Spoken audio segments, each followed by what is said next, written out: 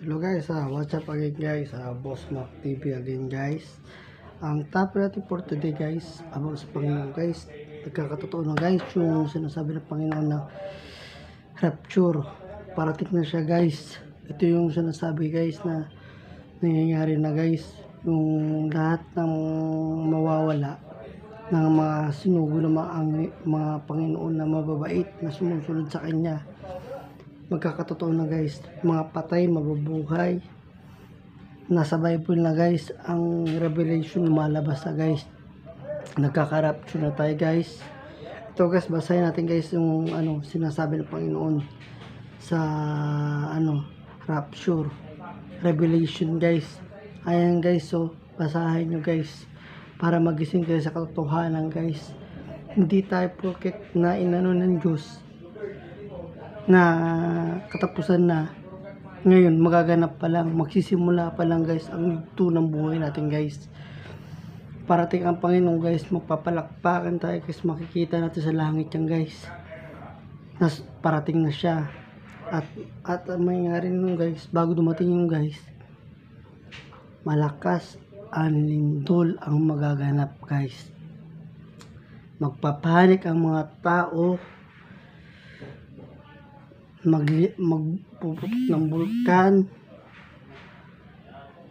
at yung mga anghel magtutrumpeta guys. Ang masamang demonyo nandito na guys sa atin na guys. Nangyari sa guys, nangyari sa ngayon na viral ng mga bata, nawala ang mga bata. Ayan guys, so nawala yung mga bata. Ang nangyari dyan guys ay yung muntik sa mga aksidente, biglang nawala guys, sa gulat ang driver. Yung nagulat yung driver guys, shock na shock yung driver guys. Bakit ganun guys? Magsisi tayo sa mga kasalanan natin guys. Huwag tayo puro gala, puro inom guys. Ayun na guys, dumarating na guys ang Panginoon guys. Mga Lods, sana guys, Lods, kung mapanood nyo ito Lods, mag-isip-isip na tayo Lods. Kasi alam nyo Lods, ang sinasabi ng Panginoon guys, malapit na siyang dumating. Magsisi tayo sa mga kasalanan. Hello guys, what's up again guys. Guys, yung nangyari guys, may pulis na pumunta guys. Inaalam nila kung bakit yun nawawala mga kabataan, nawawala lahat guys. Parating na guys, bakit nangyari ito sa atin? Parang Revelation guys na sinasabi sa Bible guys. Huwag tayong magtitiwala sa isa't isa, manalig sa Panginoon. Maraming nawawala guys. Ang nangyari sa guys, yung sa video na yun guys, rapture. Kumbaga, nililigtas na ng Panginoon yung mga mabubuti at nananalig guys. Guys, magsisi tayo sa mga kasalanan natin guys. Guys, sana guys, nung napanood nyo to guys, alam nyo kung napanood nyo to, mga viral. Itong video na to 2023, ngayon lang nangyari to guys. Palapit na ang araw guys na maghuhukom ang Panginoon guys sa atin. Yung bata na yan guys, yung bata na yan biglaan na nawala. Nawala guys, walang edit yan guys. Huwag nyo sabihin na alien, imposible kung alien yan guys. Hindi alien guys, ito sa simbahan pa guys. Yung mga mga nagsisi guys. Guys, sana guys magsisi tayo guys sa ating mga kasalanan. Ito din sa sa ibang bansa din guys, kung kumakain sila, ang nangyari guys, nawala ang mga tao. Ayun guys, katotohanan na guys, sa Bible na ang katotohanan lumalabas na, malapit ng Panginoon. Ito din Grab, mga deliver na nag-deliver ng pagkain, mga Grab, mga ganyang Grab guys. Guys, ito yung sinasabi ko sa inyo guys, magsisi tayo sa mga kasalanan natin guys. Ito na yung araw na mag tayo guys, magsisi.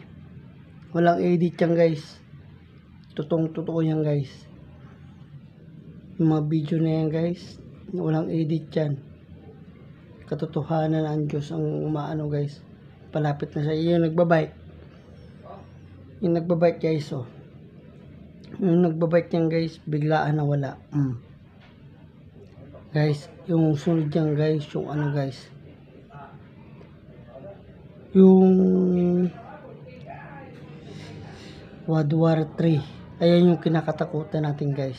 World War 3. Kung mangyari yan guys, ngayon ang panahon natin guys, palapit na dumating ang Panginoon. Diyan na yung maglalaban sa ang demonyo at ang anghel at ang mga Panginoon. Diyos ang tutulong, ang ano guys, ang tutulong, ang tatapos sa laban guys.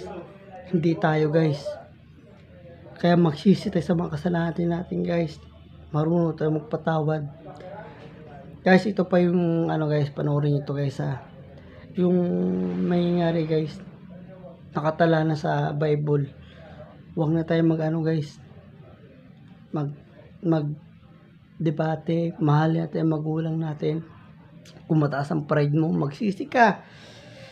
Guys, panoorin ito yung video guys. Ito yung Matthew chapter 6 verse 24. Walang aliping makakapaglingkod sa dalawang Panginoon, sapagkat kapuputan niya ang isa at iibigin ang ikalawa. Paglilingkuran ng tapat ang isa at hahamakin ang ikalawa. Hindi ninyo maaring paglingkuran ng pareho ang Diyos at ang kayamanan. Sa panahon ngayon ay mabilis ang pagtatrabaho ng mga tao para magkaroon sila ng pera. Kapag nag-browse ka sa Facebook ay Jesus Christ. Matthew chapter 26 verse 15. Ano po ang ibibigay ninyo sa akin kung tulungan ko kayong malakip si Jesus? Tanong niya. Noon binayaran nila si Judas ng 30 pirasong pilak. Dahil sa pagmamahal sa pera ay hindi nagawa ni Judas na protektahan at may paglaban ng kanyang paniniwala sa salita ng Diyos na si Jesucristo. Kahit na maliwanag na alam niyang si Lord Jesus Christ ang Mesaya.